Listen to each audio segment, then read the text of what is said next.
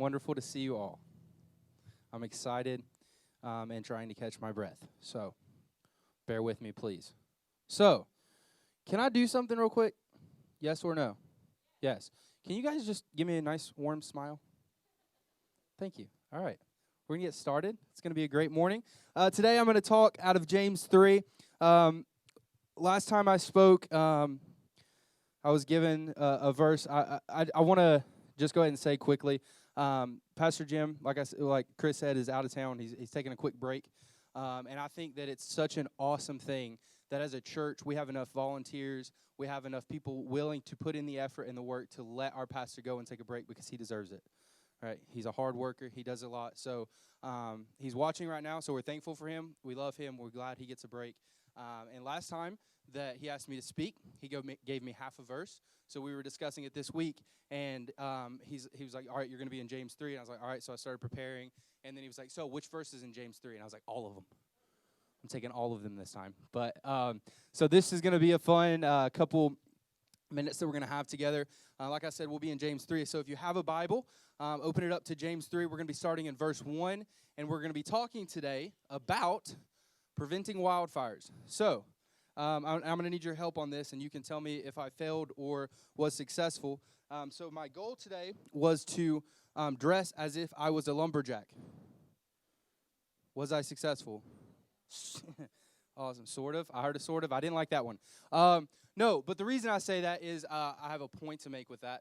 So as I grew up in East Tennessee. I was all over the place, but a lot of my life was in East Tennessee. And one of the things that I heard, whether it was my dad saying it or whether it was something I heard on TV, something I heard quite regularly was, only you can prevent wildfires.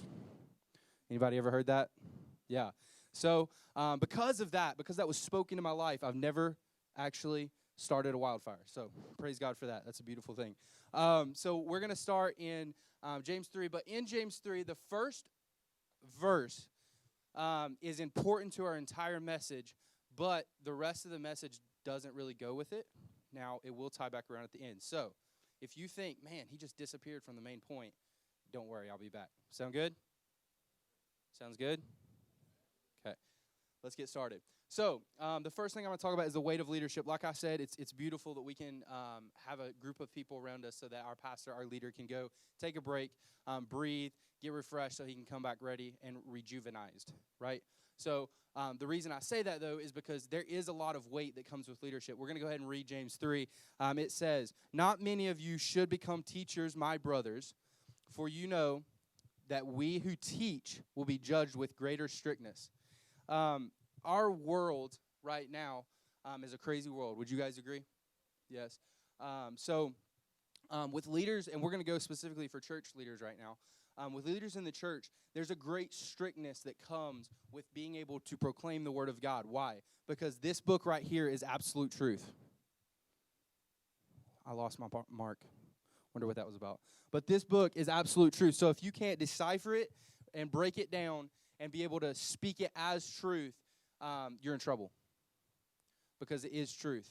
And if we don't step into that truth and speak it with a boldness and with passion as teachers, we're going to be judged strictly, right? So it says here in the first verse that not all will be called teachers. But I'm going to use another word, and I'm going to say leader.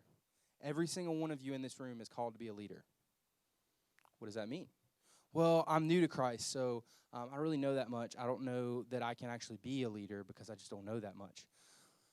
Well, there's 2 commandments that God gives us, and he calls these the greatest commandments. So the first is to love your God with all your heart, soul, and mind, right? It may not be easy, but it is simple, right? The second one is that you love your neighbor as yourself. Once again, may not be easy, but it's simple. So there's 2 simple truths that you can take and apply in your life. Like I said earlier, we are living a crazy, insane world. And in that crazy, insane world, love shines through brighter now than probably it ever has. So if you step out these doors and live and breathe love, it's a completely different story, right? So, new to Christ, you can be a leader. What if you say, all right, well, I've been in church forever, I've been saved forever, I've been through all the motions, like, at this point, I'm just living and breathing, and I love Jesus, right? You're still called to be a leader. Guys, when you walk to Food Lion, when you go get your hair cut, when you go interact with people in any way, whether it's work, school, etc., when you interact with them, you interact them on behalf of Jesus Christ if you know Jesus as your Savior. So whether beginning or late in your life with Jesus, you are called to be a leader. I am called to be a leader. That's a scary but beautiful thing. God can use the worst of us to be leaders for his kingdom. So I'm new to Christ. I can be a leader. Another lie that I've heard is, well, I've been in church a long time. Ready? I've lived it. I've breathed it. And you know what? It's just my time to come in, sit down, and relax. Guys, we're called to be foot soldiers in a war against a dying world. There's no time for sitting and relaxing. Now, let me be real with you. I woke up this morning before I came to church, and I told my wife, I looked at her, and I was like, we get to sleep in tomorrow, don't we? She was like, you just woke up. But I look forward to being able to sleep in, right? I look forward to relaxing. I think we all look forward to relaxing. And Jesus even calls us to rest, but he doesn't say to rest for 7 days, right? There's 6 days of work that have to be done. And guess what? The work is to show love to a kingdom, for a kingdom, to a world, right? It's a lot of responsibility, but simple, right? Simple and easy, two different things. So, one way or the other, don't accept the lie that you're not enough, because you're capable of more than you can even understand under the spirit and the movement of Christ in you. So, today, after this quick segment, we're going to talk about our tongues.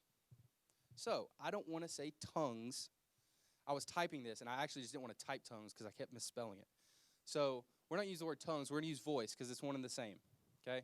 It's what your voice looks like, what the words you speak look like. So, we're going to use voice today, and we're going to step into preventing wildfires. Only you can prevent wildfires.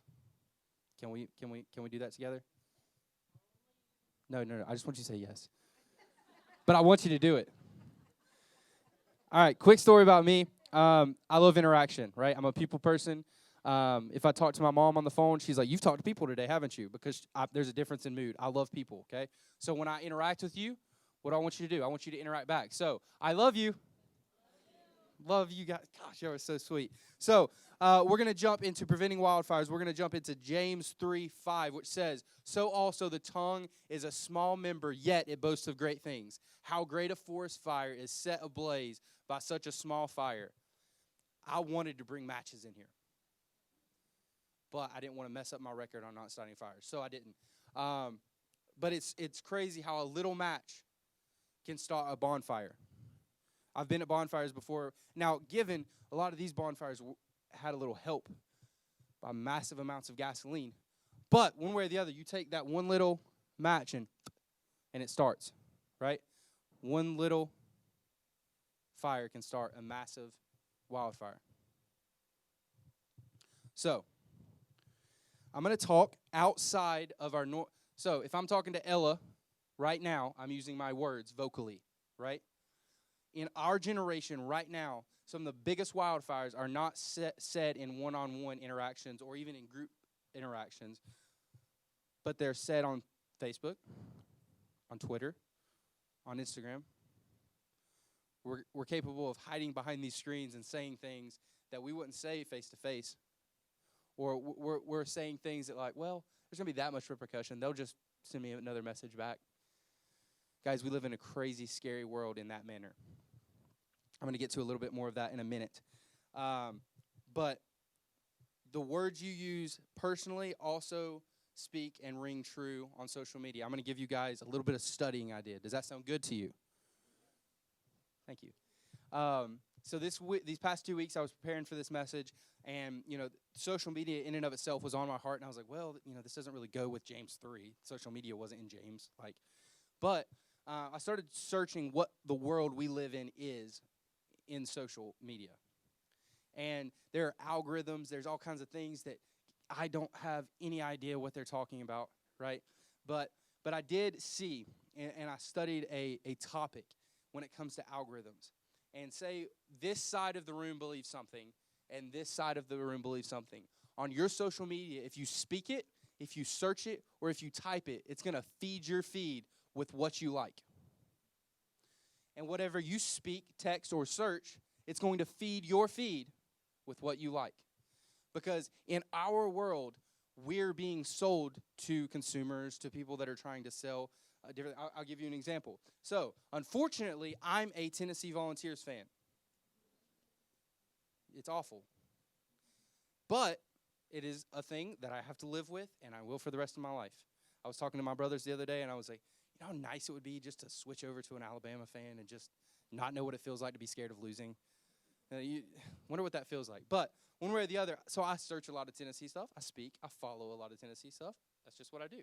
Even if it disappoints me, I do it. But in that, the other day, we were watching the Tennessee game, disappointment once again.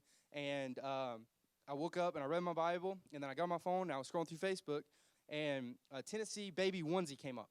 I was like, what the heck is this about? I was like, yeah. And then I clicked on it to see how much it was. Way too much for something that can barely fit on my foot, but, whatever.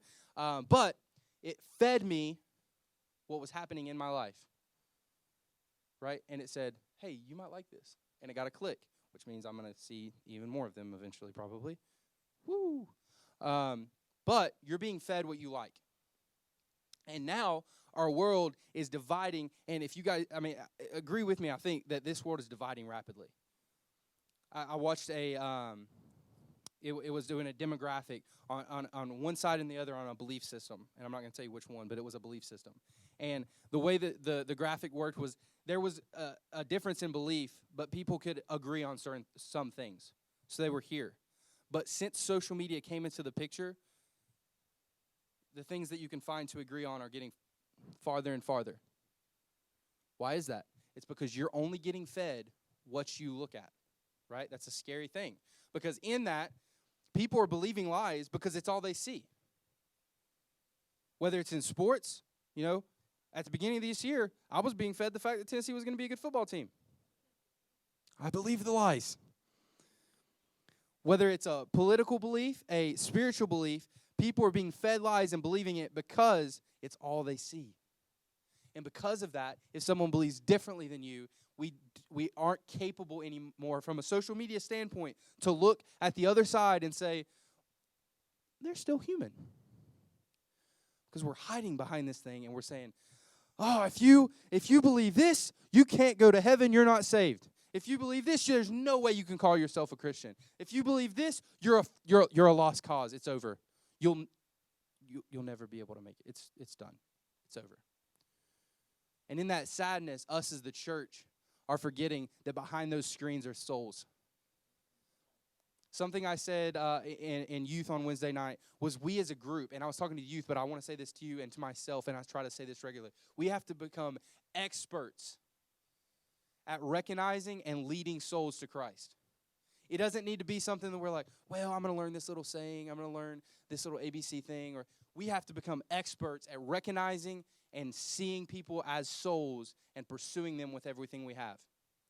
Experts, not a side gig, not this is my job, this is my career, and then I'll try to witness when I can and the opportunities arise. You have to become, and I have to become experts at recognizing when people need Jesus and pursuing them with him.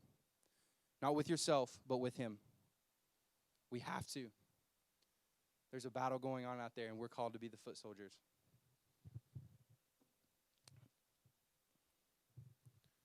So, what are you doing to prevent wildfires? I'm going to tell a story about our social dilemma after we read these next verses. So, our words are a deadly poison. What's a poison? A poison can kill, right? So, if your words are a deadly poison, they can kill. They can kill. Just take that and think about it for a second. Your words can kill. It can kill an idea. It can kill a belief. It can kill a vision. So quickly we are to say things, not thinking, but just out of emotion, and kill someone's vision, kill someone's passion, kill someone's desire. I've had it happen to me. I was like, oh, I have this great idea. And guess what? It probably wasn't that good. But instead of saying, okay, I see your passion, I love it, your idea is all over the place, so let's try to break it down and move forward with it. It was like, you're crazy, I don't like it. You need to try to figure it out and work it out. You know what I did? I'm not going to do it. Because like I took everything in my, to pitch this vision, and it was like, that's too much. You got to figure it out better than that. Guys, your words can kill someone. Vision, belief, mindset. It's scary, right? So let's read these verses.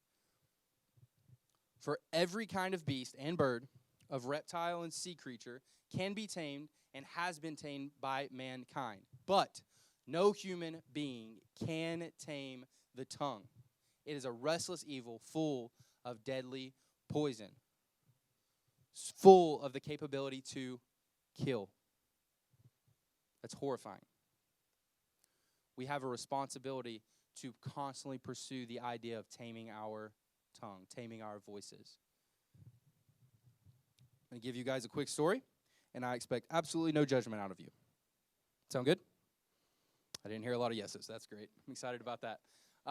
So when I was my first year after I graduated high school, my brothers were playing a basketball game, so I went back to watch them, and they were playing a team that I wasn't a big fan of because of my career, I wasn't a big fan of them. And so I went to the game. I was sitting in the stands, and, you know, I was passionate. I was excited. And I was one of those guys that just got out of high school that thought he was still part of the crew, and I was like, yeah. But I was really the loser that was trying to pretend like he was part of the crew, but I really just needed to move on with my life. Sorry. So I was in that position, and what happened was a little bit into the game. It wasn't deep into the game. I saw a referee cuss at one of the kids on our team. So in my mind, I'm like, well, I have to go and defend them. It's my duty. And so I went off on this dude from the stands. I was like, I saw you. I know what you did, blah, blah, blah. And this guy threw me out, which was kind of embarrassing, right? But I made up stories. Well, I was just defending such and such. But really, I wasn't capable of taming my tongue. But because of that instance, because I was outside in the cold trying to look through a fogged window to watch the rest of the game, because of that situation, because of the looks I got, because of the interactions, because of that one instance, it became my goal to tame my tongue. Because I didn't like that feeling. I didn't like the eyes that he looked at me and said, get out of here. I didn't like that. And given, you know, this is a basketball game that at the end of the day is just a basketball game. But because of that, it's changed my outlook on how I vocalize how I feel. I'm in a constant battle to try to figure out the best way to speak what I believe. Because where I fail, I could be failing someone in knowing the full truth of Jesus Christ. It could be screaming at a ref and people thinking, I'm not going to hear a word he says because that dude's insane. Still is partly true, but I have to watch my words all the more carefully because my words can kill. We're going to move on. This is a big point. This has been something that I've been speaking into my life and some of the people around me. Meekness changes mindset. Meekness changes mindset. I'm not going to ask you guys to do it right now, but I tried this at home earlier. Try to say that 10 times fast because 5 times is easy. Then you just get tired. So the verse we're going to jump into is, who is wise and understanding among you? By his good conduct, let him show his works in meekness of wisdom. So, I told you guys one story about my mistake. I'm going to tell you another story. I like being transparent and letting you guys know that I'm really lame, right? So I'm just kidding. So we had worship practice here. It was 2 Thursdays ago. Honestly, I came in a bad spirit. I had a long day. I got a couple texts literally before I walked in the door that just frustrated me to the fullest. And I was just on edge. And a couple other things happened before, and I was just really frustrated. And I was like, all right, I want to get in here. And I was in a rush, and it was just overall a not good spirit to be in, right? And so I stepped in the door. We got to it, and we were leaving. And I got in another argument. And instead of a ref this time, I got in an argument with a preacher's kid. Your preacher's kid. me and Ashley got into a pretty heated discussion, right? And she's watching right now, and I just want you to know I asked her if I could tell this story. And in that brief interaction, there was a lot of, ugh.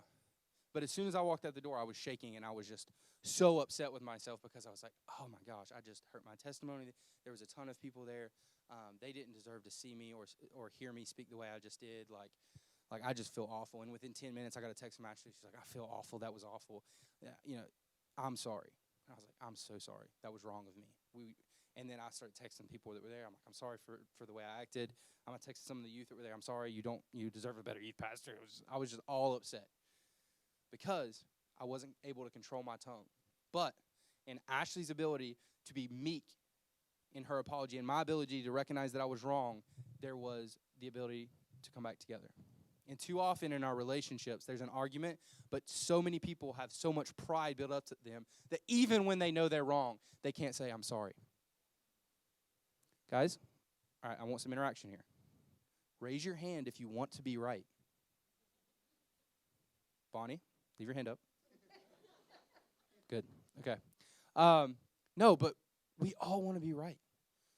And you know how much meekness and just overall just slicing of pride it takes to say, I'm sorry? When you were wrong, but also, I'm sorry, even though I was right. Don't say it like that. I've done that. Doesn't work. But sometimes we have this mindset and complex. It's like, well, even if all my facts were right, this person is crazy. I have this fact, this fact, this fact. This is how you acted. I was right. Yeah, but you screamed the person through the wall. Something that I try to speak into my youth's life is in every argument, there's a wrong on both sides. I just got really loud. Why do I say that? One person could be 100% correct in their facts or in their reason for having an argument, but they could have looked at them the wrong way.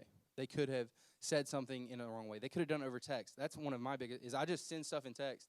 I don't think about, and then they respond like, oh, I was like, I was just saying that I needed milk from the store. Like it wasn't, you know what I mean? But too often our inability to look at ourselves and say, you know what, I can be better, is what keeps us from building positive relationships as we pursue people with Jesus Christ and his love. That's not a fun thing to think about. But it's important because living a life of meekness is a life of maturity. This series we've been talking about is mature.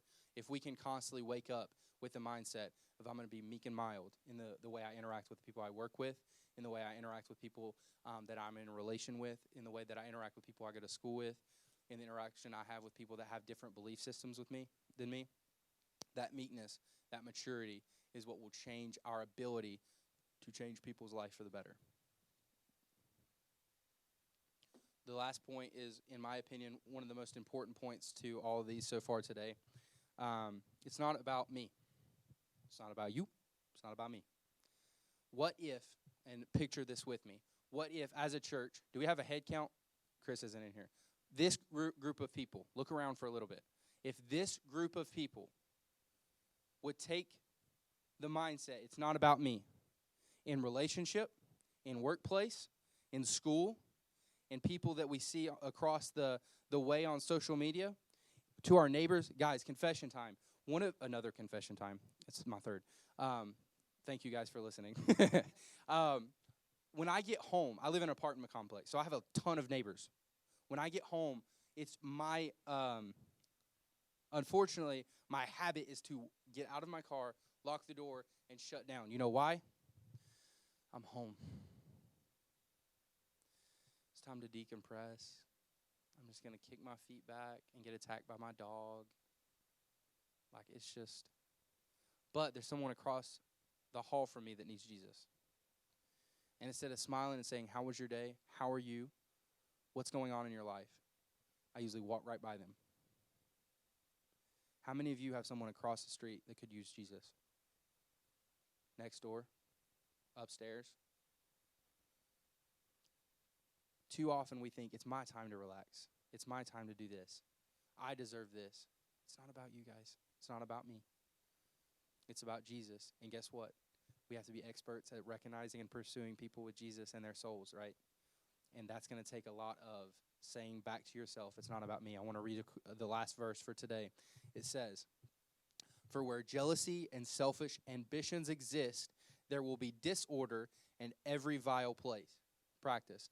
Guys, look at our world right now. The things going on, the election, the churches that we see. Do you guys see disorder?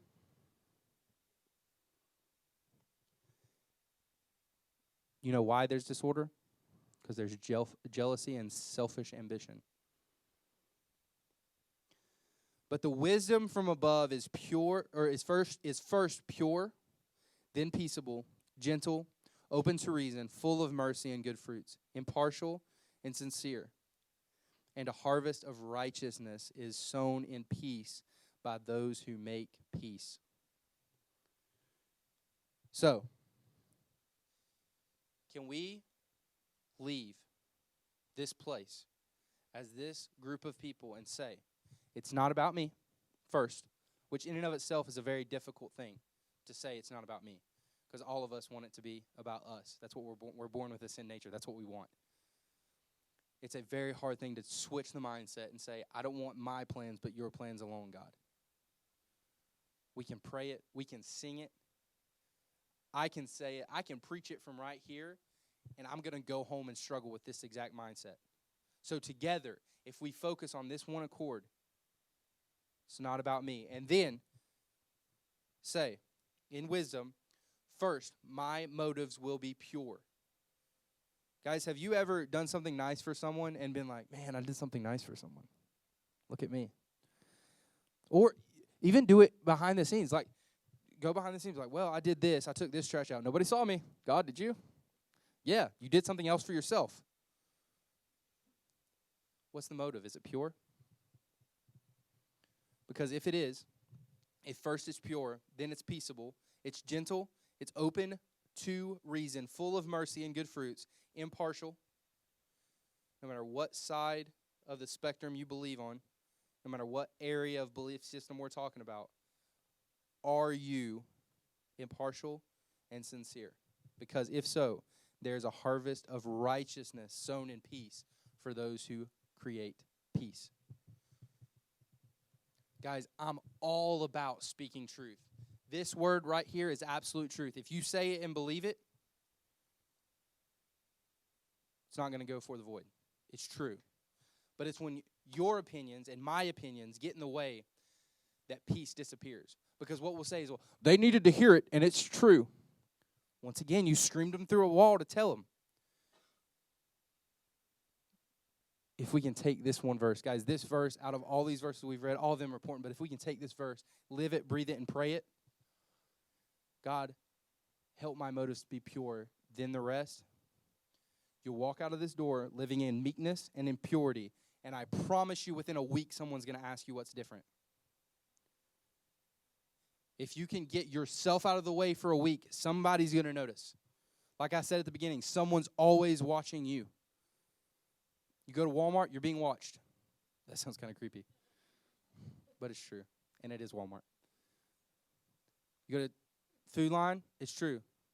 You go to get your hair cut, it's true. You're being watched. What are you showing? Worship team, if you want to come on up, I'm going to close with this real quickly. Our ability to take what we believe about who we are and say, it's not about me, is going to determine the future of this church. I'm talking about Awaken Church. It will determine the future of this church. It will determine the future of the church. It will determine the future of Greensboro. Because this group of people, you know how many disciples Jesus had? 12. I'm not good at math. Y'all are a little more than 12. But they were undeniably and fully devoted to living this. Are you? Am I? Can I recognize that I'm wrong and say, I'm willing to recognize that I'm wrong, and in that, I'm going to try to fix it? I think a lot of people can say they're wrong. but it's about admitting it and stepping through that. That's what's going to change not only your life, but the people around you. So as we step into this last song, the song is called Promises. We picked it because we serve a God of promises. We serve a God that fulfills his promises. We serve a God that's a man of his word. His voice rings true. Every morning, every evening, and every minute in between. His voice is true. His voice is stable. So if we say no to me and yes to him and yes to his voice, we will change this world. We will be experts in pursuing people's souls. So can we do that together? Yes. Let's do it. Let's pray. God, thank you for this morning. Thank you for your word. Thank you for your voice. I pray that right now as we step into this last song, that God, you will pursue our hearts with everything in you, which I know is a lot, and we will pursue yours, that will speak life into the people around us, and God, that your voice will be our voice. I pray all these things in Jesus' name.